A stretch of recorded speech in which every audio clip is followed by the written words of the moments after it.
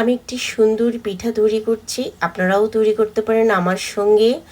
একটি রুটিকে তৈরি করে আমি এভাবে 4 টুকরো করে নিয়েছি, দেখতে পাচ্ছেন একটি ছুরির সাহায্যে। আর টুকরোগুলোকে আমি এরকম করে ভাঁজ দিয়ে নিচ্ছি, আপনারা দেখেই বুঝতে হবে আমি কিভাবে তৈরি করছি। প্রত্যেকটি টুকরোকে আমি এরকম করে ফোল্ড করে একটা আরেকটার উপর দিয়ে নিয়েছি। আর এইভাবে সোজা করে যে কোনো একটি চপস্টিক বা স্টিকের সাহায্যে মিডল থেকে এভাবে চাপ দিয়ে আমি ঘুরিয়ে নিচ্ছি।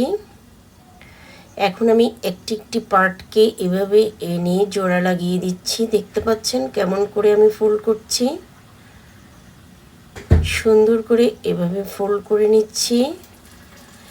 এখন আমি চপস্টিকটাকে সরিয়ে নেব। আর দেখুন কত সুন্দর করে তৈরি হয়েছে। আর উপর দিয়ে একদম পাতার মতো করে আমি একটু প্রেস করে নিয়েছি, খুবই সুন্দর হয়েছে। আপনারা চাইলেও এভাবে তৈরি করতে পারেন। ভাজার পরে এটা কিন্তু শিরায় দিলে আরও ভালো লাগবে।